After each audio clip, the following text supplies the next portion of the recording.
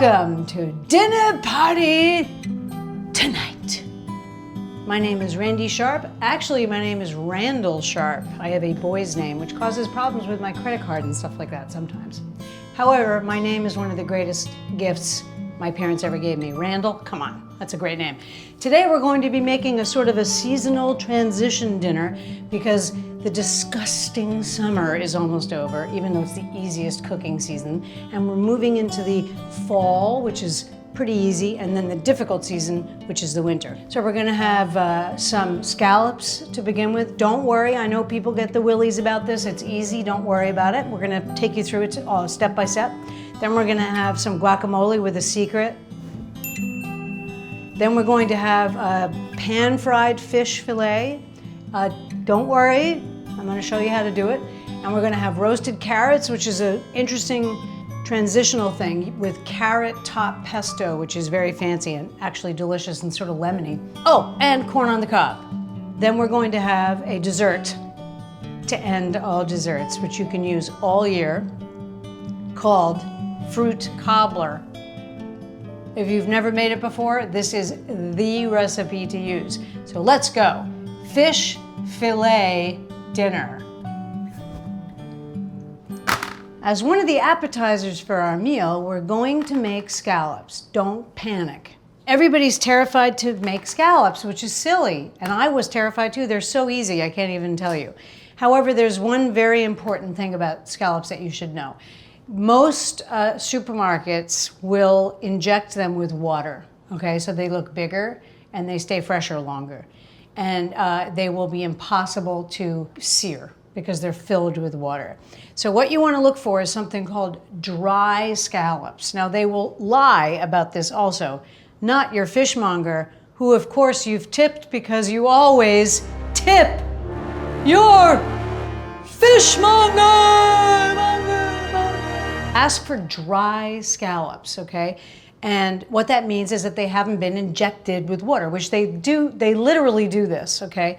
I'm not speaking of the teeny scallops, that's another recipe. We're talking about, I think they're called bay scallops. These are dry. But to make them drier, which is how you get the sear on them, because remember, wet food doesn't sear. Everything from chicken to scallops to anything. If it's wet, it's not gonna sear. So what you're gonna do is you're gonna take them out of the plastic bag or whatever, and you're gonna physically dry them with a paper towel. And then you're going to set them on preferably a quarter sheet pan, but I don't have one, on parchment paper, open in the refrigerator for them to dry further. For an hour is great. If you can't do the fridge thing, just dry them really carefully with paper towels. If you have a lot of kitchen rags, you can use a kitchen rag.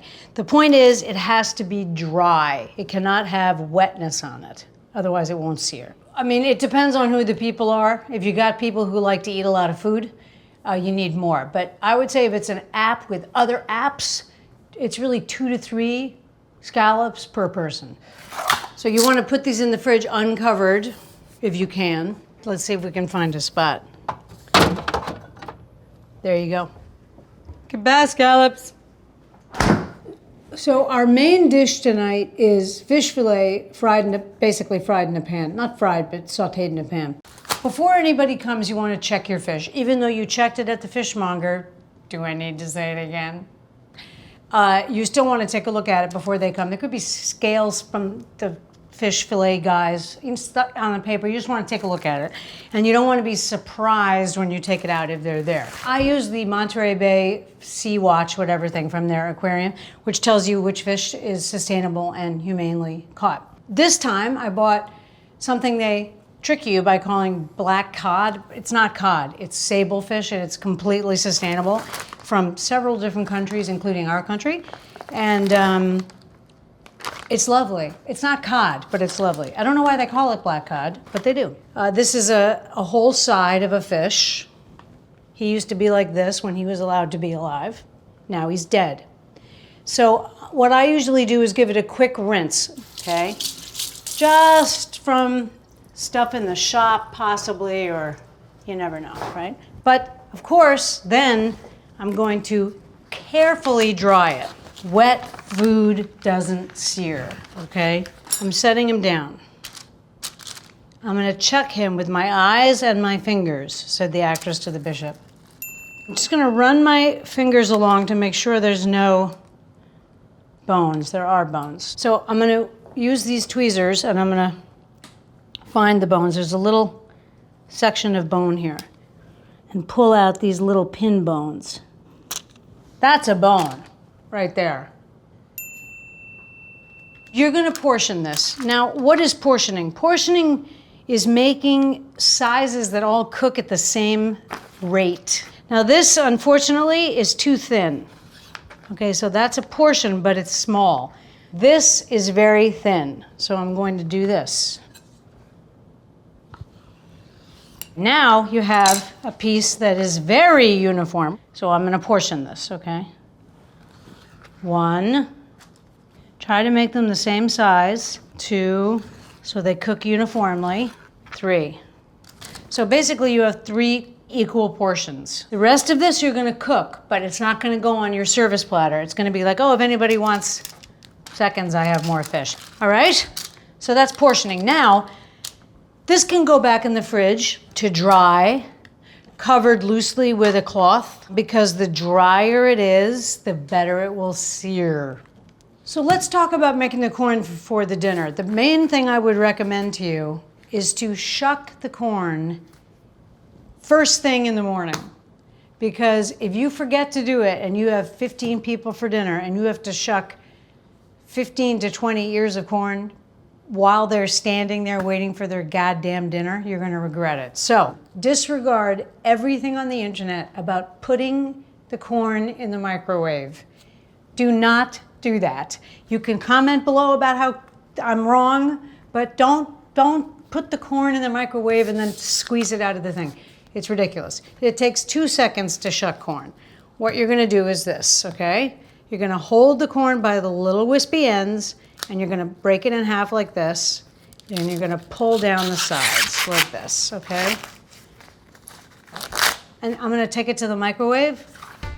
I usually make people go to what we call the CSA, the corn shucking area, if they're doing me the favor of shucking the corn, because it makes a big mess, which is why you're doing it in advance.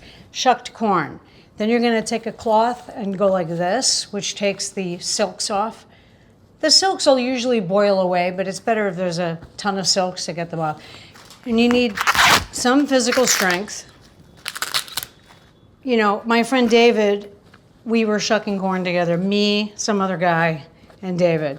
And David's a brilliant designer, and we shucked like 8 ears of corn, and David was like wiping every, like, and he goes, oh, I only did 1. But it was funny because his was the more perfect one, obviously. And sometimes when you cook corn, you can break it in half, so you have easier to manage pieces of corn for people, but anyway, this is corn, so corn shucked. Let's prepare our carrots for the roasted carrots or carrot top pesto. I would suggest prepping the carrots in advance. It's a little bit time consuming, but in theory, you could do this later in the day. But if you have them all prepped and in the fridge ready, it's a little bit easier. Here's the deal with carrots. A lot of the flavor of the carrot is in the skin, which people, actually Gordon Ramsay taught me that. Not personally. When you peel them, you're taking some of the carrotiness away, but boy, are they dirty. It's a root, it sticks in the ground, right? So you need to clean these. And we're also gonna make a carrot top pesto. Hello. These are really dirty because most people don't use them. So we'll clean these in a minute, but we'll start with cleaning carrots. I'm gonna cut it. Go to the hospital later. I'm retaining these to make the pesto, and you're going to rinse it like this in the water. You're going to cut off the nose, and you're going to look at the top here. Now, do you see this black ring? Beep, beep, beep. It's a car backing up outside. This is not dirt. It's actually rotting vegetable matter. So what you do is you take a knife like this, and you scrape the top of the carrot. And if you don't like some of the marks, you can give it a quick going over like this. That is essentially a carrot ready for roasting. It's rustic and it's delicious. Give it a little rinse and throw it in your in your pan. You actually don't have to do this. To mention Gordon again, when he does his roast vegetables, he literally just washes them. He leaves the whole freaking top on. Scrape off the black ring, rinse it, and drop it in your pan, okay? And you're gonna do that for all of your carrots. Let's talk about the greens. These really have to be cleaned. Pick out any yellow or black ones, right? And then you're gonna spray the Jesus out of it. And then you're gonna shake it like a broom, sort of, right? You don't really want the sticks, okay? So you're gonna cut the sticks off. So you have basically that. You can use all kinds of carrots. I love the rainbow carrots. I grow them. They're so delicious. We're gonna make carrot top pesto. Why are we using carrot tops? Well, we wanna talk about sauce a little bit. Sauce is kind of the essence of the thing. So whatever you're enhancing the thing with, it should be, if possible, have part of the thing in it. So an example would be carrot top pesto. So you're gonna take your very clean carrot tops. You're gonna try to use the small food processor we talked about in kitchen appliances, and it's not gonna work. So just get out the big one, okay? This is very messy. You can do this before they come, but because it's pesto and it's very green, you wanna keep in mind that you need a citrus to keep the color, and you wanna keep this in the fridge after you make it, otherwise it will lose its color. Okay, so I'm putting a little bit of lemon, and I'm just basically putting in enough liquid to process it so that it will make a pesto. All right, it's a little bit of olive oil. Now I'm gonna check it out and see if it needs more liquid. It needs more liquid. It also needs salt, which I forgot. So salt, maybe a little more liquid, a little more lemon. Here we go. Making pesto, putting in a little more liquid. So trust yourself, like we always say. It's a sort of a piquant pesto. It's not basil. It has a different flavor. You'll taste it. It's almost lemony without the lemons, and it has an inherent carrotiness to it. Try making this. I mean, it looks like pesto. Tastes like carrots. Maybe you'll hate it. I don't know. But I think it's delicious. And it does make, it's kind of chefy, and it makes a carrot dish extra carroty. So that's like very green and lovely carrot essence, essentially. I recently stayed at the Sunset Marquis Hotel in Los Angeles, and they were opened in 1963, which is the year I was born. And they had a t-shirt that had said, Sunset Marquis 1963. Isn't that cool? So I got one because I have a nightshirt with my birth year on it. Okay, there you go. So you press it down so it's touching the pesto, okay? Minimizing air contact. Anyway, there you go. Put this in the fridge until you're ready. So these carrots, these guys are fairly uniform, and this one's a little thick. So you have an option.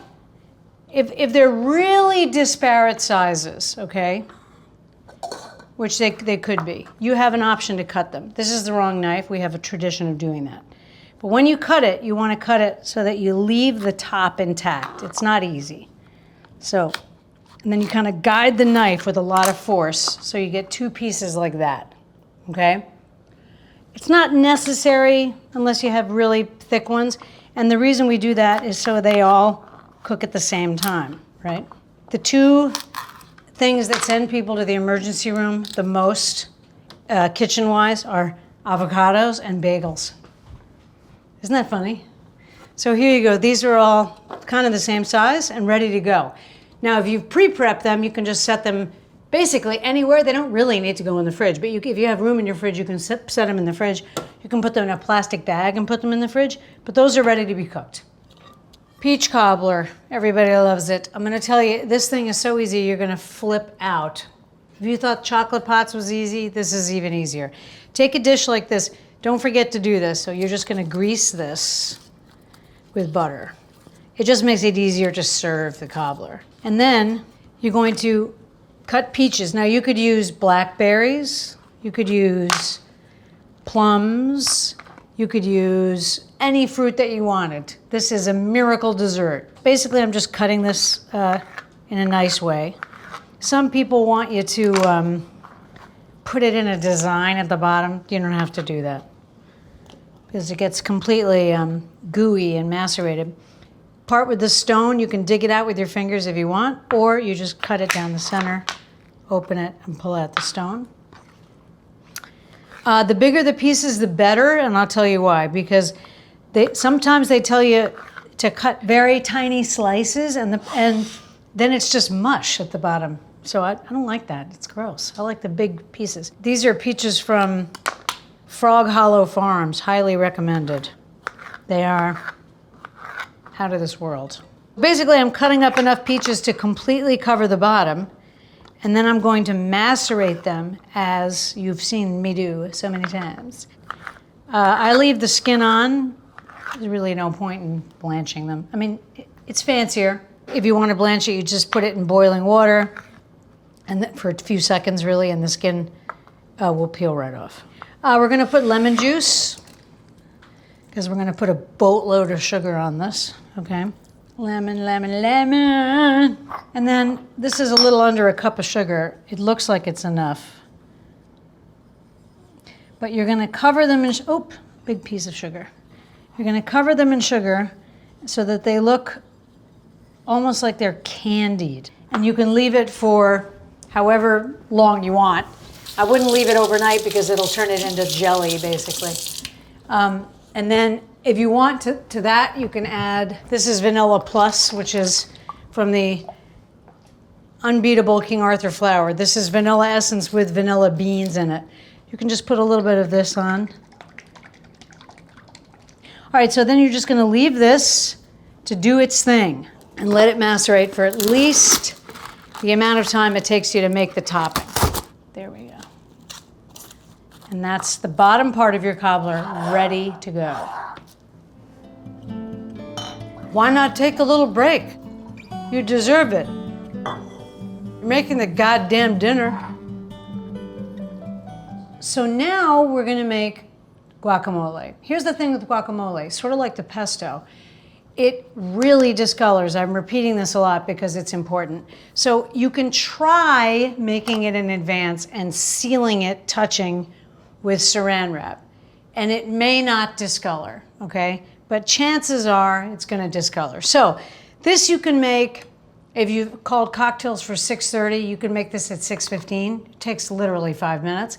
And I'm gonna tell you a secret that is not in any guacamole recipe, but I have made this guacamole for people from the DR, people from Colombia, people from Guatemala, and people from Mexico.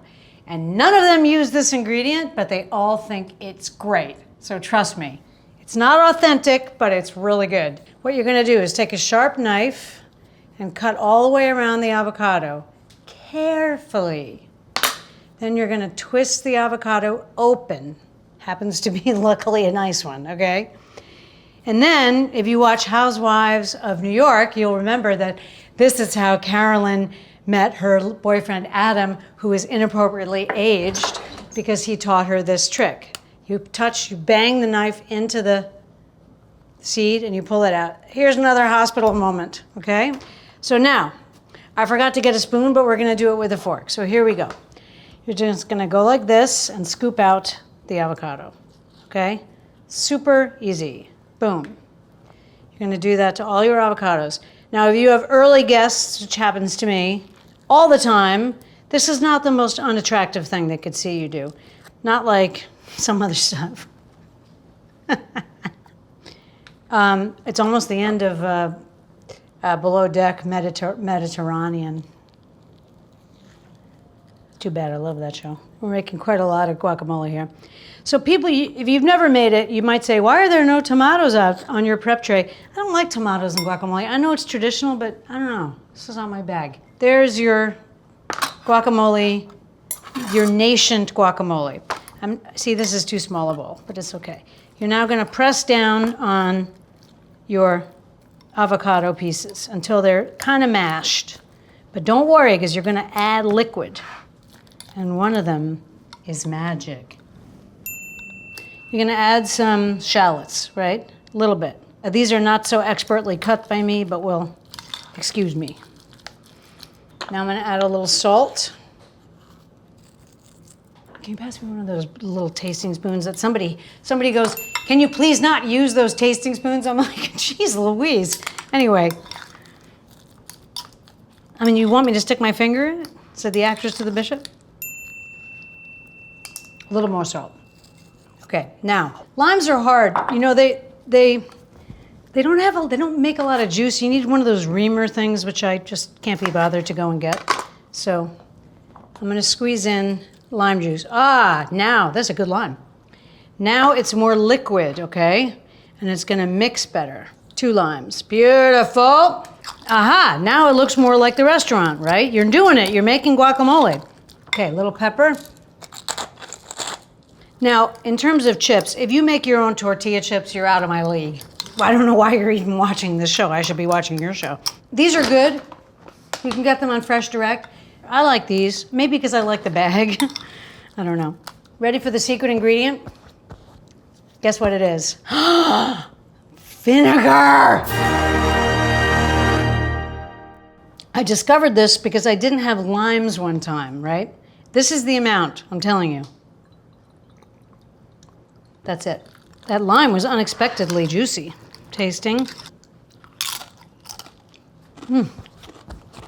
Oh, so good. Are you gonna serve it like that? No way. Wrap your finger around a piece of paper towel and go around the edge of your bowl. Catch the outside and give it a little messy top. We'll do a whole episode about how to put the chips in the bowl, okay? But for now, I'll just do it quick. So you put the chips in the bowl like this, blah, blah, blah. Oh, hi, you guys. Come on in. Let's go cray-cray for guacamole. We're gonna make the topping for the cobbler. My friend asked me to make cobbler. He goes, can you make me peach cobbler? And I'd never made it before, so I was terrified. I spent 2 days researching how to make it. It could not be more facile. Basically, you're gonna take your previously macerated fruit of any kind. I'm tempted to add blackberries to that, but I'm not gonna do it. And then you take a cup of sugar and a half a cup of butter. In a dinner party tonight, traditionally 2 small bowls. And you're gonna cream these together.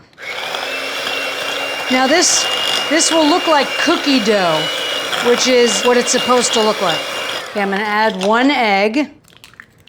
I don't know what order you're supposed to do it in, but I added the egg, okay? I'm gonna add a cup of flour with 1 teaspoon of baking powder, which I think is right, but it may not be because I forgot to look at the recipe, so here we go. We are going to add the dry ingredients. A little salt in it. That's it, you did it. You just made peach cobbler. Now some people will put a flat, closed topping of this. I like the sort of traditional one, which is plops of this stuff. So here we go, 1, 2. Now I'm making sure I have enough to cover it, so I'm gonna do 5 at least. But now I have extra stuff so I can fill in more gaps. But you wanna make sure you have at least some coverage. Now these will spread and make sort of like big cookies on top of it. It's so good, you're gonna die. Do you know I got recognized in the street for the first time? It was very weird and exciting. Anyway, this goes into a 350 oven. When the top of the cookies is golden brown and puffed up and yummy looking, it's ready. If you put it in at cocktails, it'll come out towards the end of your dinner. Get this in, it takes about, I honestly don't know how long it takes. You have to look at it, all right? But it's, I would get it in the oven when they arrive, okay? So that it's hot but not nuclear at dessert, okay? Goodbye, little cobbler. You're certainly not a personality hobbler. That was a bad one. Okay, so scallops. They've been drying off in your fridge. Maybe you served some guacamole or you served a cut up crudité or something. People have had a drink in them or so. And you can really cook these in front of your guests, right? Because they cook very quickly. So this is almost like a added, extended cocktail hour, okay? So here are your scallops that have been drying in the refrigerator. You're just gonna pat them dry again, okay? You're gonna season them just with salt and pepper, okay? So you're just gonna go like this. When I did this recipe I went to a cooking class with Mike, with David Waltuck, who used to run Chanterelle. It's a great restaurant. And he cooked everything in duck fat, like literally this much duck fat. So bizarre. So I came back and I wanted to try and make the recipe in the country. And I went out to make them into the grill, and it was a gale force wind and rain. So the pan refused to get hot, so I couldn't sear them. So you've seasoned them, and we are now going to take them to the stove and cook them. If you guys watched Kitchen Equipment, we talked about carbon steel. This is a carbon steel pan whose name is Conrad. He's a good friend. Now what I did is I put some non-olive oil. Grapeseed oil is a good one, ground nut oil. You're waiting for the oil to shimmer and sheet, okay, on the pan. Basically your test is, does it make a loud noise? Makes a loud noise, but it should be a little bit louder. Okay, I'm gonna go with that. I'm mopping up the extra. You wanna put them in order so that you turn them in order, okay? So you wanna put them in sort of a clockwise pattern. Okay, the inner. Now here's a fish thing and a scallop thing. The mistake that people make is that they mess with it, they fuss with it and touch it and move it, okay? Don't do anything with it. Just leave it in the pan. It's searing, okay? And the more you move it, the less of a sear it's gonna get. If you look at the side of the scallop, you can see slowly an opaque color coming up the end, coming up from the bottom. That's the scallop cooking, okay? So all we're gonna do is make it so that the two white parts after we flip it almost touch. I'm just gonna lift one very slightly, and if it moves easily, which it did, you see how it lifted easily? It's not stuck, okay? It's getting a nice sear. Now you can talk during this. It's easier outside, unless it's a gale force wind. You can talk because it's literally 5 minutes, maybe. So these are lifting easily. See how that lifts easily? I don't have to do anything to move it. Okay, the opaque line is moving up the side. That's not ready. That one's ready. I'm gonna turn it. It has a nice, beautiful brown. This one moved easily. I'm turning it. Nice, beautiful brown. This one moved easily, turning it. Nice, beautiful brown. I did it out of order because the pan wasn't evenly hot. This one moved easily. Nice, beautiful brown. And now basically, it's like 2 minutes more on this side. First of all, everybody's impressed at the cocktail party, okay? After you flip them, you can put in a little bit of butter. It's gonna go berserk. And the butter is gonna give you a different, an even better kind of brown. It will tell you when it's time. Look, see? It moved perfectly. I didn't have to do anything. Up, perfect. Perfect. That one's still stuck, so I'm not messing with it, okay? These are, in my opinion, I'm gonna take these off. See how there's a pink, faint pink line in the center? That's what you want, because it continues cooking. Okay, now you're gonna make a very quick sauce. First of all, you're gonna push Conrad off the heat. You're gonna take shallots, cut up shallots, which I don't have to show you how to do at this point. Okay, you're gonna throw in a little white wine after these caramelize a little bit. And this is called deglazing. Okay, we're gonna let that cook down. I'm gonna squeeze a lemon into it. All right, and now it can go back on the heat. A little bit more butter. So now you're just waiting for it to reduce, turning up the heat. Now, when I do this, my guests are usually here or in the other room. They've already had some appetizers. It's almost like a first course served at cocktails. A little bit of salt, a little bit of pepper, but not too much because there's pepper on there. Now you see how I made a sauce using the essence of the thing we're making. I made the most scallopy sauce possible. Here's the fanciest part of the whole thing. I'm gonna sieve this.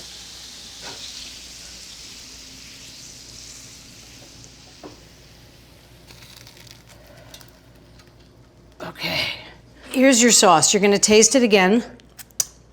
It's delicious. And you're just gonna gently sauce this. Yes, I know the scallops are great this year. Yeah, oh, it's so easy to make. Try not to sound crazy, but yeah. And you're just gonna do like that. Just squeeze a little lemon on it. And then I'm gonna serve it with a cut lemon like that. And then you just come out and say, scallop anyone? I'd gallop for a scallop. So carrots they take about maybe 40 minutes. You know, you can test them with a toothpick because they're kind of, you know, they're thick, but I would say 40 minutes, okay? And the way to prep them, this is before the pesto. You're gonna just put a little olive oil on them, make sure they're all coated, kind of like they're all shiny like that. You can put a little lemon, but remember there's kind of a lot of lemon in the pesto. And remember, we also put a lot of salt in the pesto, so you want to remember that. So I'm putting some thick pieces of, you know, like harsh ground pepper, little cut up shallots on there. Okay, so it's like, looks like that. I'm going to put this in the oven for about 30 minutes, and then for the last 10 minutes, I'm gonna put the pesto on. Do you know why? I'll tell you why. Because if you cook the pesto for too long, it just turns dark green, which you don't want. You want it to look bright. You're basically just warming the pesto, okay? So I'm gonna go ahead and put this in the oven. Goodbye, little cats, have a good time. You've taken your fish out of the refrigerator, or you've moved over to where it is if you didn't have time to refrigerate it. This is really dry. Do you see how dry it is? It has barely any shine at all. But I'm gonna change that by putting olive oil on it. So basically, I'm gonna go like this, and I'm gonna massage, turn it over, and same thing on the other side. Gonna rub that in. I like the skin on this. I'm gonna salt and pepper. When they say season, it means salt and pepper. Okay, there you go. You don't want to leave this too long because it will start to sweat, all right? So you're gonna heat up your pan now. You're using a high smoke point oil. My preferred one is grapeseed. This is regular old vegetable oil. Do not use olive oil because it smokes way too soon. So this is a one hot pan, and I'm just gonna coat the bottom. See how the oil quickly flows down. Some people score the skin so the fish doesn't curl up in the pan. You can avoid that by just simply pressing down a little bit the first 2 minutes that your fish is in the pan, and it will stay flat.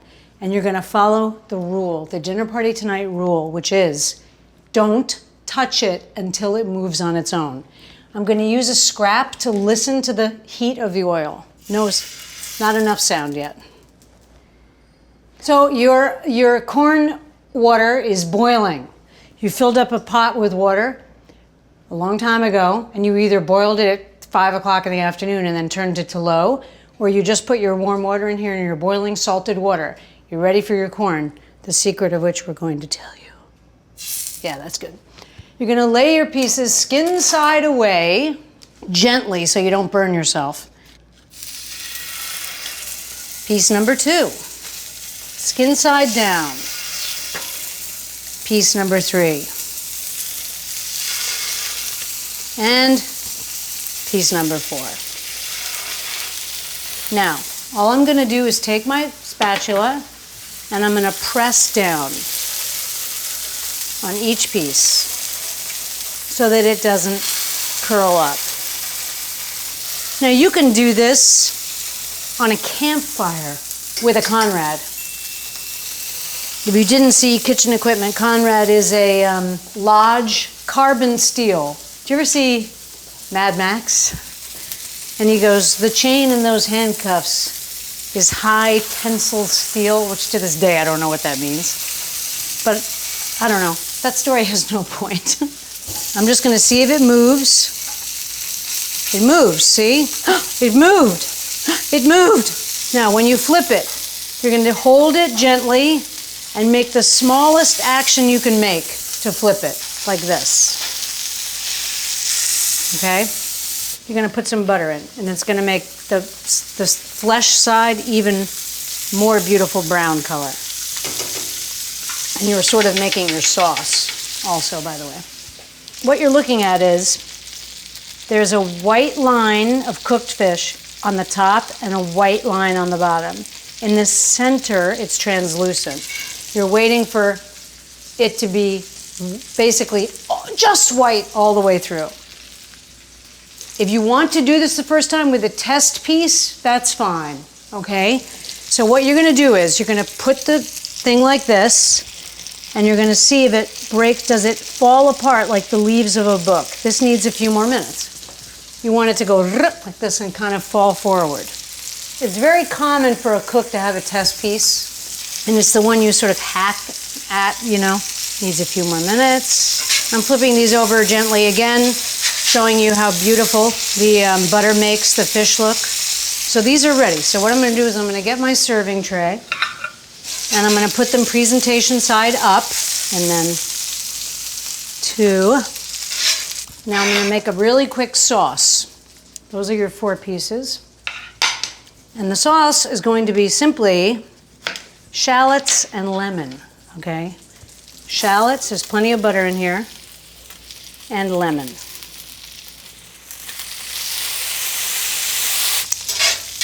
It's delicious. A little bit of salt, even though there's salt on the fish. And a tiny bit of white. It's a little bit like the scallop one, but really more butter. This is so important.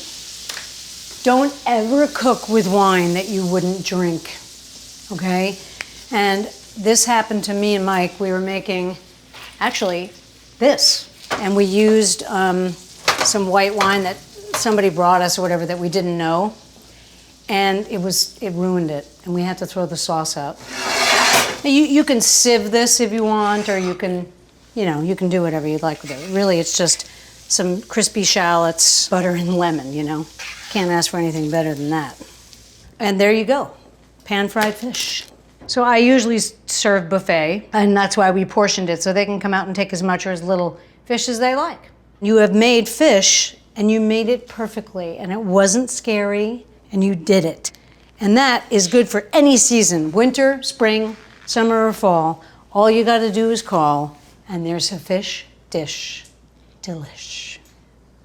About 10 minutes before your carrots are done, you're gonna take the pesto that you made and sprinkle it on. And it should look a lovely bright green, like that. Beautiful. I'm gonna shake this. And close it up for another like 10 minutes. You're almost ready to serve. And this is the trick with corn. You've had the water boiling, or you've reboiled it. You've turned it back up, right? Now, I don't know why I do this. I think I saw somebody do this. I like to put a little cream in the water. Don't ask me. And then you want to make sure it's boiling. You're going to go like this. And then guess what you're going to do? You're going to turn the heat off. That corn is going to be ready in about 4 minutes. It cooks so fast. They overcook it, I think, most of the time. So this is an example of like the easiest thing in the world. Oh, it's almost time for dinner. Boil the water again. It should be almost boiling, so your timings are right. Almost boil. Make it boil. Put in the corn. Turn off the heat. Put the corn in. Put the top on. By the time you set everything out, the corn is ready. Here's my corn. So I'm just going to shake off the inexplicably creamy water. Whoops. And then I'm going to put it in this bowl, which is ever so slightly too big, but it's beautiful against the corn, I think. The Last of the Summer Corn by Randy Sharp. incorporated. So you put the pesto on the carrots about 10 minutes ago, basically to warm the pesto, right? You're ready to serve. You're going to take it out. This is a very popular dish here. And, you know, you're just going to bring it to the table and serve it. Carrots, carrots, carrots! So the cobbler is ready. How do I know this? It has a lovely brown, crispy top. This dessert is so delicious, you will die 1,000 deaths. Basically, it's cooked fruit with a cookie topping. Also, you can serve it with whipped cream, vanilla ice cream, any kind of ice cream, whether you made it or bought it. And it will delight your friends, and it's good all year round. Cobbler. Yum. So today we had sort of a seasonal, transitional dinner. So if you'd like to have your friends over for an STD, this is the menu to use. We had fresh guacamole, beautifully made with a secret vinegar. And we also had a sort of elongated cocktail hour with some scallops made à le moment, meaning at the moment. Then we proceeded to dinner where we had no fear fish. We weren't scared in any way. We had roasted carrots with a sort of intelligent, interesting thing of using the carrot tops to make a pesto. Delicious, piquant, bright, but hinting of fall. And then the last of the summer corn, golden and silver. I hope you enjoy your peach cobbler, flawless recipe. Your friends are gonna freak out. And everything that preceded it, because entertaining and having your friends for dinner is the greatest gift you can give. He's the most patient dog in the world. Don't you think? Look, he's so patient. He sits through basically all day shooting for each episode. He has to go outside, big whoop, okay? He sits through mommy having party after party after party, drinking and screaming and yelling and dancing to Britney Spears, and he just goes and lays on the sofa. You know, he sits there very quietly. He'll watch old Joe Frazier things for hours with me. He's the most patient dog in the world. But Reggie said he's not patient at all, he just loves me. Right, Reg? Right. Leonard and I want to say, I'm not speaking for him, it's real, he did say this to me. You cannot know what it means to us that you guys are watching our show. Everybody in this room, the 4 people in front of me and Leonard, that you take the time to comment so kindly to me, and also to give advice and changes that you want to see, that you're caring about it, that you're having dinner parties, that you're inviting your friends over. It means the world to us. Thank you so much from the crew, these guys, and Mr. Lee, the greatest dog that will ever be. He stinks of bad breath, but it's cute.